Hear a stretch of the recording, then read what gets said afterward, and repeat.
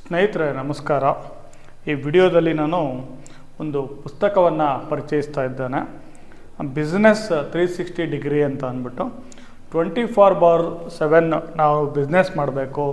ನಾವು already business ಮಾಡ್ತಾ ಇದ್ದೀವಿ, ಇನ್ನು ಇಂಪ್ರೂವ್ ಮಾಡಬೇಕು. ಸೊ ಈ ಶ್ರೀಮಂತರಾಗವರೆಲ್ಲ ಹೇಗೆ ಶ್ರೀಮಂತರಾಗ್ಬಿಡ್ತಾರೆ? ಸೊ ಯಾವ ರೀತಿ ಬಿಸ್ನೆಸ್ ಮಾಡಿರ್ತಾರೆ ಇವರು? ಭಾಳಷ್ಟು ಸೀಕ್ರೆಟ್ಸ್ ಇರುತ್ತಲ್ವ ಅವ್ರುಗಳಲ್ಲಿ.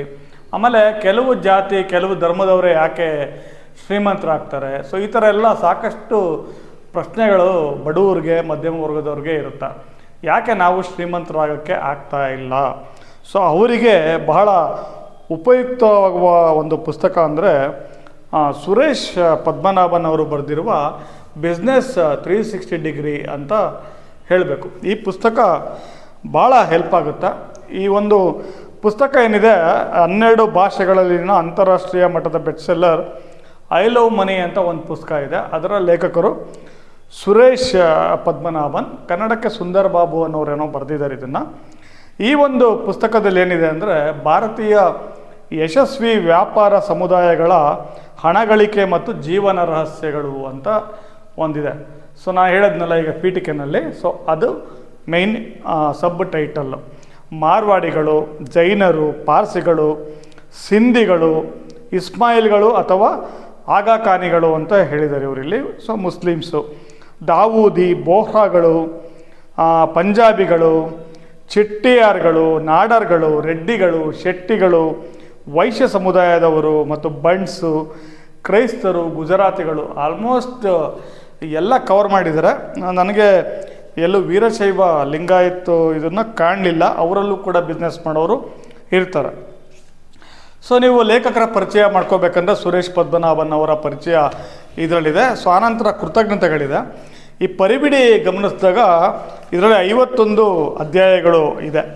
ನಾನು ಇದರಲ್ಲಿ ಒಂದು ಬಹಳ ಕುತೂಹಲಕ್ಕೆ ಬಹಳ ಹಿಂದೆ ಒಂದು 4-5 ವರ್ಷದಿಂದ ಇರ್ಬೋದು, 3-4 ವರ್ಷದಿಂದ ಇರ್ಬೋದು, ಫಲ ನೀಡುವ ತಾಳ್ಮೆ, ಮಾರ್ವಾಡಿ ವ್ಯಾಪಾರಿಯ ದೂರದೃಷ್ಟಿಯ ಕತೆ ಅಂತ ಒಂದು ಓದಿದೆ. ಆ ಒಂದು ಮಾರ್ವಾಡಿಯ ತಾಳ್ಮೆ, ಯಾಕಂದರೆ ನೀವು ಏನಾದರೂ ಸಾಧನೆ ಮಾಡಬೇಕಂದ್ರೆ ನಿಮಗೆ ತಾಳ್ಮೆ ಭಾಳ ಮುಖ್ಯ ಆಗುತ್ತೆ. ಆ 4 ವರ್ಷದಿಂದ ನಾನು ಏನು ಓದಿದೆ ಅದು ಒಂದೇ ಒಂದು ಅಧ್ಯಾಯ ನನ್ನ ಮೇಲೆ ಭಾಳ ಪ್ರಭಾವ ಬೀರಿದ್ದಂತೂ ನಿಜ. ಅವರು 6 ಗಂಟೆಯಿಂದ ಒಬ್ಬರು ಮಾರ್ವಾಡಿ ಎಲ್ಲೋ ಒಂದು ಅಂಗಡಿ ಶುರು ಮಾಡಿ ಬೆಳಗ್ಗೆ 6 ಗಂಟೆಯಿಂದ ರಾತ್ರಿ 11 ಗಂಟೆ ತನಕ ಕೆಲಸ ಮಾಡ್ತಿರ್ತಾರೆ. ಸೊ ಅವರಿಗೆ ಫಲ ಯಾವಾಗ ಸಿಕ್ತು? ಆರಂಭದಲ್ಲಿ ಸಿಕ್ಕಿತ್ತಾ, ಅಥವಾ ಒಂದು 6 ತಿಂಗಳಿಗೆ ಸಿಕ್ತಾ, ಅಥವಾ 1 ವರ್ಷಕ್ಕೆ ಸಿಕ್ತಾ? ಓದಿದ್ರೆ ಇಷ್ಟೊಂದು ಮಟ್ಟದ ತಾಳ್ಮೆ ಬೇಕಾ ಒಂದು ಬಿಸ್ನೆಸ್ ಬೆಳೆಸೋಕ್ಕೆ ಅಂತ ಅನಿಸುತ್ತೆ. ನೀವು ನಿಮ್ಮ ಬಾಲ್ಯನ ನೆನಪಿಸ್ಕೊಳ್ಳಿ. ನಿಮ್ಮ ಊರಿಗೆ ಯಾರಾದರೂ ಮಾರ್ವಾಡಿಗಳು ಬಂದಿದ್ದಾಗ ಹೇಗಿದ್ರು, ಈಗ ಹೇಗಿದ್ದಾರೆ ಅನ್ನೋದನ್ನ ಒಂದು ನಿಮಿಷ ನೀವು ಜಸ್ಟ್ ನೆನಪಿಸ್ಕೊಂಡ್ರೆ ನಿಮಗೆ ಗೊತ್ತಾಗ್ಬಿಡುತ್ತೆ ಇವರ ಒಂದು ಮಾರ್ವಾಡಿಗಳ ಸೀಕ್ರೆಟ್ ಏನು ಅಂತ ಅಂದ್ಬಿಟ್ಟು. ಸೊ ಇದು ಒಂದು ನಾನು ಬುಕ್ ಓದ್ಬಿಟ್ಟು ಎತ್ತಿಟ್ಟಿದ್ದೆ. ಸೊ ಇತ್ತೀಚೆಗೆ ಬೆಳಗ್ಗೆ ಜಾವ 5 ಗಂಟೆಗೆ ಎದ್ದಾಗ ಈ ಪುಸ್ತಕ ಮತ್ತೆ ಓದೋಣ ಅನ್ನಿಸ್ತು, ಮೊದಲಿಂದ ಓದೋಣ ಅನ್ನಿಸ್ತು. ಆವಾಗ ಮತ್ತೆ ತಗೊಂಡೆ. ನಾನು ಒಂದು ಕಂಟಿನ್ಯೂಸ್ ಆಗಿ ಇದುವರೆಗೂ ದಿನ ಬೆಳಗ್ಗೆ ಸ್ವಲ್ಪ ನಾನು ವೀಡಿಯೋಗಳು ಅಪ್ಲೋಡ್ ಮಾಡಬೇಕಾದ್ರೆ ಮಿಕ್ಕಿದ್ದೇನೋ ಟೈಮಲ್ಲಿ ಸ್ವಲ್ಪ ಟೈಮು ಲ್ಯಾಗ್ ಆಗುತ್ತಲ್ಲ, ಅಂದರೆ ಸುಮ್ಮನೆ ವೇಸ್ಟ್ ಆಗ್ತಿದೆ ಅನ್ನಿಸ್ದಾಗ ಸುಮ್ಮನೆ ಕೂತ್ಕೊಳ್ಳೋ ಬದಲು ಒಂದಷ್ಟು ಅಧ್ಯಾಯಗಳನ್ನ ಓದಿದೆ. ಇದುವರೆಗೂ 16 ಅಧ್ಯಾಯ ಓದಿದ್ದೀನಿ. ಸೊ ಅದರಲ್ಲಿ ಒಂದು 2-3 ಇಂಪಾರ್ಟೆಂಟ್ ಏನಿದೆ ಅಂತ ಹೇಳ್ಬಿಡ್ತೀನಿ. ಸೊ ಡಿಸೈನರ್ ನೋಟ್ಸು, ನೀವು ಟಿಪ್ಪಣಿ ತಗೊಳ್ಳೋದು ಹೇಗೆ ಮುಖ್ಯ ಅಂತ ನಿಮಗೆ ಹೇಳಿದ್ದಾರೆ. ವಿಶ್ವೇಶ್ವರ ಭಟ್ ಕೂಡ ಹಿಂದೆ ಬರೆದಿದ್ದ್ರ ಬಗ್ಗೆ. ಲೈಲಾ ಮತ್ತು ಮಜ್ನು ಕತೆ ಹೇಳ್ತಾರೆ, ದುರಂತದ ಕತೆ, ಯಾಕೆ ದುರಂತ ಆಯಿತು ಅನ್ನೋದನ್ನು ಕೂಡ ಬರೆದಿದ್ದಾರೆ. ಸೊ ಮಜ್ನು ಬಡವ ಆಗಿಲ್ದಲೇ ಇದ್ದಿದ್ರೆ ಅನ್ನುವ ಒಂದು ಪ್ರಸ್ತಾಪ ಅವ್ರದ್ದು. ಆಮೇಲೆ ಇಂಡಿಯಾ ಜೈವೋ, ನಮ್ಮ ದೇಶದ ಬಗ್ಗೆ, ನಮ್ಮ ಭಾರತ ದೇಶದ ಬಗ್ಗೆ ಭಾಳ ಚೆನ್ನಾಗಿ ಊಹೆಗೆ ನಿಲುಕದ ಸುವರ್ಣ ದೇಶ ಅಂತ ಬರೆದಿದ್ದಾರೆ ಒಂದು ಅಧ್ಯಾಯ. ವಿಶ್ವಾಸವೇ ನಿಮ್ಮ ಜೀವಾಳ ಎಂದರೀರಿ, ಮುನ್ನಡೆದು ವಿಶ್ವದಲ್ಲಿ ಸುತ್ತಾಡಿ ಅಂತ ಅಂದ್ಬಿಟ್ಟು ಒಂದು ವಿಶ್ವಾಸದ ಬಗ್ಗೆ. ನಾವೆಲ್ಲರೂ ಒಂದೇ ಅನ್ನೋದು, ಎಲ್ಲರೂ ಒಂದೇ, ಯಾರು ಬೇಕಾದರೂ ಹಣ ಗಳಿಸ್ಬೋದು ಅನ್ನೋದು ಮಾಹಿತಿ ಇದೆ. ಮುಚ್ಚುಮರೆ ಇಲ್ಲದೆ ಹಣದ ಬಗ್ಗೆ ಪ್ರಾಮಾಣಿಕವಾಗಿ ಮಾತನಾಡೋಣ ಅಂತ. ಸೊ ಪ್ರಾಮಾಣಿಕತೆಯಿಂದ ಮಾತನ್ನು ಆಡೋಣ ಈ ಹಣದ ಬಗ್ಗೆ ಅಂತ ಒಂದು ಮಹಾನ್ ವಲಸೆ, ಸದಾವಕಾಶಗಳ ತಾಣದ ಪತ್ತೆ ಹಚ್ಚುವಿಕೆ. ಸೊ ನಾವು ಎಲ್ಲಿ ಅರ್ನ್ ಮಾಡ್ಬೋದು ಅನ್ನೋದನ್ನು ಹುಡುಕೋದು ಕೂಡ ಮುಖ್ಯ ಆಗುತ್ತೆ. ಇಲ್ಲಿ ಮಾರ್ವಾಡಿಗಳ ಬಗ್ಗೆನೇ ಒಂದು ಚಾಪ್ಟ್ರು, ಪರಿವಾಹಕರು ಮತ್ತು ದೈವದತ್ತ ಶಕ್ತಿಯ ವ್ಯಾಪಾರಿಗಳು ಅಂತಿದೆ. ಮಾರ್ವಾಡಿಗಳ ಯಶಸ್ಸಿನ ಗುಟ್ಟು ಕೂಡ ಇದೆ. ₹1 ಮ್ಯಾಜಿಕ್ ಅಂತ ಇದೆ. ಈ ₹1 ಮ್ಯಾಜಿಕ್ ನನಗೆ ಭಾಳ ಟಚ್ ಆದಂತಹ ಫೀಲ್ ಕೊಟ್ಟಂತಹ ಅಧ್ಯಾಯ. ಇನ್ನು ಯಾರಾದರೂ ಆಗಲಿ ₹1 ಚೇಂಜ್ ಅಂದರೆ ಭಾಳ ನೆಗ್ಲೆಕ್ಟ್ ಮಾಡ್ತೀವಿ. ₹1, ₹2, ₹5, ₹10 ಅಂತ. ಇಲ್ಲೊಬ್ಬರು ವ್ಯಾಪಾರಸ್ಥರು ₹1 ಕಸ್ಟಮರ್ನಿಂದ ತಗೊಳ್ಳೋಕ್ಕೆ ಏನೆಲ್ಲ ಸಾಹಸ ಮಾಡ್ತಾರೆ, ಏನೆಲ್ಲ ಯಾವ ಥರ ಅವರು ಒಂದು ಭಾವನೆಗಳನ್ನ ವ್ಯಕ್ತಪಡಿಸ್ತಾರೆ ಅನ್ನೋದು ನಾವು ಗಮನಿಸಿರ್ತೀನಿ.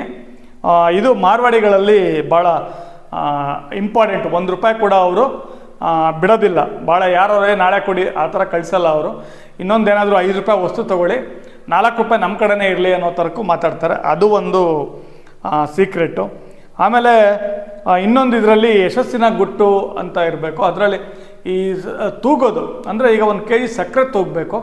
ಸಕ್ಕರೆ ತೂಗಬೇಕಾದ್ರೆ 1050 ಗ್ರಾಮ್ ಬರೋಂಗೆ ಹಾಕ್ಬಿಟ್ಟು 50 ಗ್ರಾಮ್ನ ತೆಗೆದ್ರೆ ಗ್ರಾಹಕ ನೋಡ್ತಾ ಇರ್ತಾನೆ, ಅಯ್ಯೋ ನನ್ನ ಸಕ್ಕರೆನಲ್ಲಿ ತೊಗೊತಾ ಇದ್ದಾನೆ ಅಂತ. ಅದೇ 950 ಗ್ರಾಮ್ ಹಾಕಿ 50 ಗ್ರಾಮ್ ಆ್ಯಡ್ ಮಾಡಿದ್ರೆ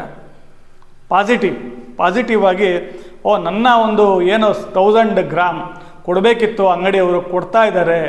ಸೊ ಇದು ಕೂಡ ಮುಖ್ಯ. ವ್ಯಾಪಾರ ಮಾಡಬೇಕಾದ್ರೆ ನೀವೇನನ್ನು ಅಳತೆ ಮಾಡ್ತೀರಾ ಅದು ಕೂಡ ಮುಖ್ಯ ಅನ್ನೋದನ್ನು ಲೇಖಕರು ಹೇಳ್ತಾ ಇದ್ದಾರೆ. ಜೈನರ ಬಗ್ಗೆ ಭಾಳ ಇದೆ. ಒಂದು ಆಧ್ಯಾತ್ಮಿಕ ವಿಕಸನದ ವ್ಯಾಪಾರ ಸಮುದಾಯ ಅಂತ. ಶಾಂತಿಶೀಲ ಸಮುದಾಯಕ್ಕೆ ಸೇರಿದ ಪಾರ್ಸಿಗಳು, ಕೇವಲ ನಮ್ಮ ದೇಶದಲ್ಲಿ 1 ಲಕ್ಷ ಇರಬಹುದು ಜನಸಂಖ್ಯೆ ಎನ್ನುವ ಪಾರ್ಸಿಗಳು. ಭಾಳ ಬೇಗ ಪಾರ್ಸಿಗಳು ಅಂದರೆ ಯಾರು ಅಂತ ಅರ್ಥ ಆಗಬೇಕಂದ್ರೆ ಟಾಟಾ ಕುಟುಂಬ, ರತನ್ ಟಾಟಾ ಅವರು ಇತ್ತೀಚೆಗೆ ನಿಧನರಾಗಿದ್ದು ನಮಗೆಲ್ಲ ಗೊತ್ತೇ ಇದೆ. ಸೊ ಅವ್ರು ಎಷ್ಟು ಸಾಧನೆ ಮಾಡಿದ್ದಾರೆ, ಅವರ ಒಂದು ಧರ್ಮದಲ್ಲಿ ಆಚರಣೆ ಅಂದರೆ ವ್ಯಾಪಾರದ ಆಚರಣೆ, ಸಾಂಪ್ರದಾಯಿಕ ಆಚರಣೆ ಹೇಗಿರುತ್ತೆ ಅನ್ನೋದು ಕೂಡ ಈ ಒಂದು ಅಧ್ಯಾಯದಲ್ಲಿದೆ. ಭಾಳ ಇಂಟ್ರೆಸ್ಟಿಂಗ್ ಆಗಿದೆ ಅದು. ನಾವೆಲ್ಲ ಜಮ್ಶೆಡ್ಜಿ ಟಾಟಾ ಅಂತೆಲ್ಲ ಓದಿರ್ತೀವಲ್ಲ, ಅವರ ಒಂದು ಸಮುದಾಯ. ಆಮೇಲೆ ಪಾರ್ಸಿಗಳು ಮತ್ತು ಕಾರು ಕಾಳಜಿಯ ಕಲೆ ಅಂತ ಅಂದ್ಬಿಟ್ಟು ಕಾರುಗಳನ್ನ ಎಷ್ಟು ಚೆನ್ನಾಗಿ ಮಡಿಕೋತಾರೆ ಅಂತ. ಸಿಂಧಿಗಳು ಒಂದು ಟ್ರೆಂಡಿಂಗ್ ಮಾಸ್ಟರ್ ಸಿಂಧಿಗಳು ಅಂತ. ಆಮೇಲೆ ಈಗ ನೆಕ್ಸ್ಟ್ ಗುರುಗಳೇ ಹೆಜ್ಜೆ ಇಟ್ಟ ಹಾದಿಯಲ್ಲಿ ವ್ಯಾಪಾರ ಮತ್ತು ಜೀವನದಲ್ಲಿ ನಡೆಯುವ ಇಸ್ಮಾಯಿಲ್ಗಳು ಅಥವಾ ಆಗಾ ಖಾನ್ಗಳು ಅಂತ. ಇವರು ಒಂದು ಗುರುಗಳು ಏನು ಹೇಳ್ತಾರೆ ಅದನ್ನೇ ಕೇಳ್ತಾರೆ. ಸೊ ಯಾವ ರೀತಿ ವ್ಯಾಪಾರದಲ್ಲಿ ಮೇಲೆ ಬರ್ತಾರೆ ಅನ್ನೋದು ಸೀಕ್ರೆಟ್ಸ್ ಈ ಪುಸ್ತಕದಲ್ಲಿ ರಿವೀಲ್ ಮಾಡಿದ್ದಾರೆ ಸುರೇಶ್ ಪದ್ಮನಾಭನ್ ಅವರು. ಸೊ ಇಷ್ಟು ಎಲ್ಲ ಓದಿದ್ಮೇಲೆ ನಾನೀಗ ನೆಕ್ಸ್ಟ್ ಇಲ್ಲಿ ಮಾರ್ಕ್ ಮಾಡ್ಕೊಂಡಿದ್ದೀನಿ. ನಾನು ಆಲ್ಮೋಸ್ಟ್ 20ನೇ ಚಾಪ್ಟರ್ ತನಕನೂ ಓದ್ಬಿಟ್ಟಿದ್ದೀನಿ. ಇಲ್ಲಿ ಪಂಜಾಬಿಗಳ ಬಗ್ಗೆನೂ ಒಂದು ಅಧ್ಯಾಯ ಓದಿದ್ದೀನಿ.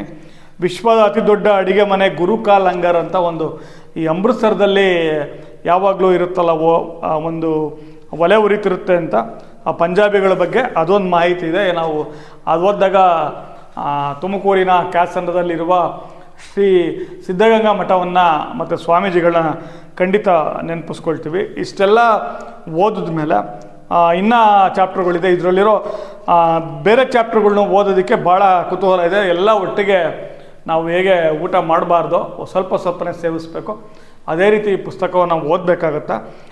ಈ ಒಂದು ಬೆನ್ನುಡಿನಲ್ಲಿ ಕೊಟ್ಟಿದ್ದಾರೆ. ನಾನು ಭಾಳ ಇಷ್ಟಪಡುವ ಏಷ್ಯನ್ ಏಜ್ ಈಗ ಬರ್ತಿದೆಯಲ್ಲೋ ಗೊತ್ತಿಲ್ಲ, ಆ ಪತ್ರಿಕೆ ಹೇಳುತ್ತೆ, ಸಾರ್ವಜನಿಕ ಭಾಷಣಕಾರರಾದ ಸುರೇಶ್ ಪದ್ಮನಾಭನ್ ಅವರ ಬಿಸ್ನೆಸ್ 360 ಡಿಗ್ರಿ ಪುಸ್ತಕದಲ್ಲಿ ಲೇಖಕರು ತಮ್ಮ ಬಾಲ್ಯದ ಹಲವಾರು ಘಟನೆಗಳನ್ನು ಬಳಸಿಕೊಂಡಿದ್ದಾರೆ. ಹಾಗೆ ಭಾರತದಲ್ಲಿ ವಿಭಿನ್ನ ಸಮುದಾಯಗಳೊಂದಿಗೆ ತಮಗಿರುವ ಒಡನಾಟ ಸಂವಾದದ ಮೂಲಕ ಅವರ ವ್ಯಾಪಾರ ಕೌಶಲಗಳ ಚಿತ್ರಗಳನ್ನು ಬಿಡಿಸಿದ್ದಾರೆ. ಅದು ಏಷ್ಯನ್ ಏಜ್ ಹೇಳಿರೋದು. ಇಲ್ಲೊಂದು ದ ಟ್ರಿಬ್ಯೂನ್ ಪತ್ರಿಕೆ ಹೇಳಿದೆ, MBA ಡಿಗ್ರಿಗೆ ಉನ್ನತ ಮೌಲ್ಯಗಳ ಸೇರ್ಪಡೆ ಅಂತ. ಸೊ ಆಮೇಲೆ ಇಲ್ಲಿ ಇಂಡಿಯನ್ ಎಕ್ಸ್ಪ್ರೆಸ್ಸು ಸ್ಟ್ರೀಟ್ ಸ್ಮಾರ್ಟ್ನೆಸ್ ಕಲಿಸುವ ಮಾರ್ಗದರ್ಶಿ ಈ ಪುಸ್ತಕ ಅಂತ ಹೇಳಿದ್ದಾರೆ. ಇದು ಸ್ಟ್ರೀಟ್ ಸ್ಮಾರ್ಟ್ನೆಸ್ ಅಂತಲೇ ಇಂಗ್ಲೀಷ್ನಲ್ಲಿ ಬಂದಿದ್ದು, ಕನ್ನಡದಲ್ಲಿ ಬಿಸ್ನೆಸ್ 360 ಡಿಗ್ರಿ ಅಂತ ಬಂದಿದೆ.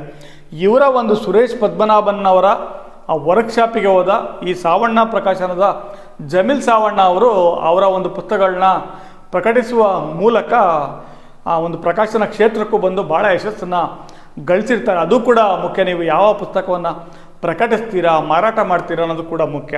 ಪುಸ್ತಕ ಕೂಡ ಒಂದು, ನಾವು ಏನೇ ಸಂಸ್ಕೃತಿ ಅಂತ ಹೇಳಿದ್ರು ಕೂಡ ಅದು ಒಂದು ವ್ಯಾಪಾರ, ಒಂದು ಉದ್ಯಮ ಆಗಿರುತ್ತೆ. ಸೊ ಈ ಪುಸ್ತಕ ಈಗ ನನ್ನ ಹತ್ರ ಇರೋದು ಭಾಳ ಹಿಂದೆನ ಎಡಿಷನು, ₹180. ಬಹುಶಃ ಈಗಲೂ ಅಷ್ಟೇ ಇರ್ಬೋದು. ನೀವು ಈ ಪುಸ್ತಕ ನನ್ನ ಹತ್ರ ಇಲ್ಲ, ನನ್ನ ಒಂದು ಪ್ರತಿ ಮಾತ್ರ ಇದೆ. ಅಮೆಝಾನಲ್ಲಿ ಈ ಪುಸ್ತಕ ಸಿಗ್ತಾ ಇದೆ ₹200 ವಿತೌಟ್ ಶಿಪ್ಪಿಂಗ್ ಅಮೆಝಾನಲ್ಲಿ, ಅಥವಾ ವಿತ್ ಶಿಪ್ಪಿಂಗ್ ಆದರೂ ಕೂಡ ತೊಗೊಂಡು ಮಿಸ್ ಮಾಡ್ದಲೆ ಪೂರ್ತಿ ಪುಸ್ತಕವನ್ನು ಒಂದೊಂದೇ ಅಧ್ಯಾಯ ಬೈ ಅಧ್ಯಾಯ ಓದಿ ಇದರಲ್ಲಿರುವ ಕೆಲವಾದರೂ ಕಲೆಯನ್ನು ರೂಢಿಸಿಕೊಂಡು ನಿಮ್ಮ ಒಂದು ಜೀವನದಲ್ಲಿ ನೀವು ಯಾವುದೇ ವ್ಯಾಪಾರ ಮಾಡ್ತಾಯಿದ್ರಿ, ಏನೇ ಕೆಲಸ ಮಾಡ್ತಾಯಿರಿ, ಅದರಲ್ಲಿ ಎಷ್ಟಾಗುತ್ತೋ ಅಷ್ಟನ್ನು ಅಳವಡಿಸ್ಕೊಂಡು ಅಭಿವೃದ್ಧಿಯನ್ನು ಕಾಣಿರಿ ಅಂತ ಆಶಿಸ್ತಾ ನನ್ನ ವಿಡಿಯೋವನ್ನು ಮುಗಿಸ್ತಾ ಇದ್ದೀನಿ. ಕನ್ನಡ ಪುಸ್ತಕಗಳನ್ನ ಕೊಂಡು ಓದ್ತಾ ಇರಿ ಅಂತ ಹೇಳ್ತಾ ನನ್ನ ವಿಡಿಯೋವನ್ನು ಮುಗಿಸ್ತೀನಿ. ಎಲ್ರಿಗೂ ಧನ್ಯವಾದಗಳು.